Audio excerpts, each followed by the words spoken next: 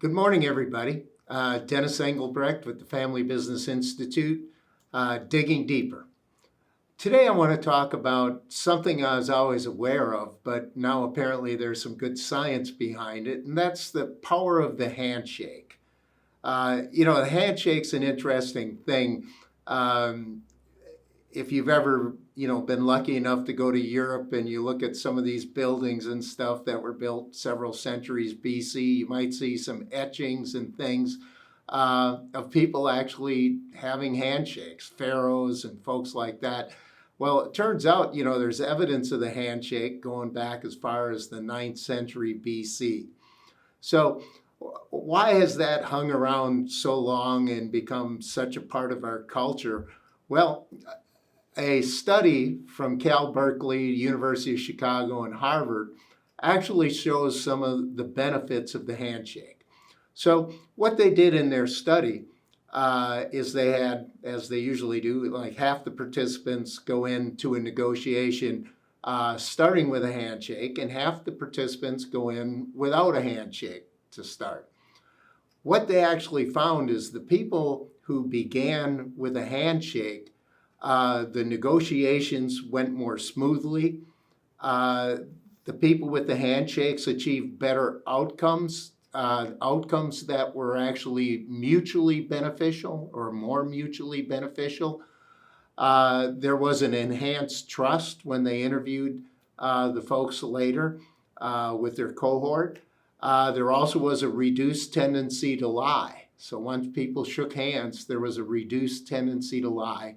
And generally speaking, they found out that people acted more in a spirit of cooperation versus competition. All of this just coming, the only difference being a handshake versus no handshake.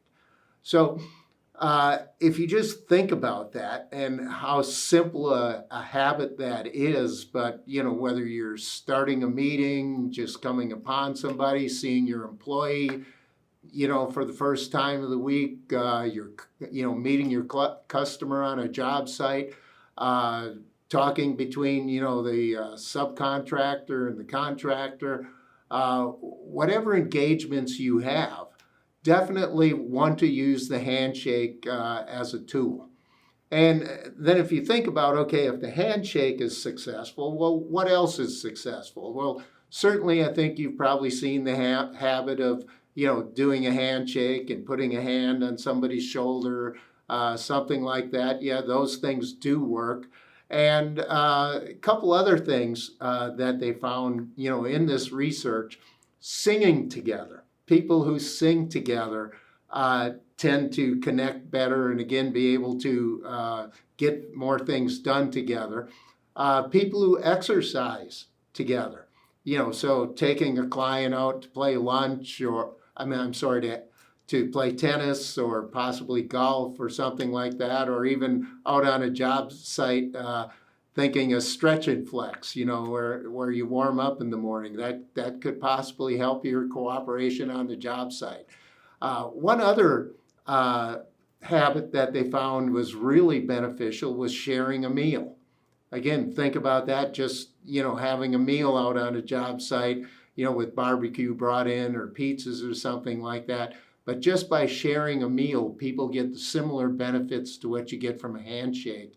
And interestingly enough, people found that sharing a plate actually takes it to another level from sharing a meal. And, that's a very common habit in some Eastern and Middle Eastern cultures where people share from a plate. And actually, meals served family style versus plated. Again, people actually get a little bit more of that sense of cooperation. So just think about those things that you can do to enhance, cooperation, negotiation, coming to common interests. And don't ever forget the power of the handshake. Again, Dennis Engelbrecht, digging deeper.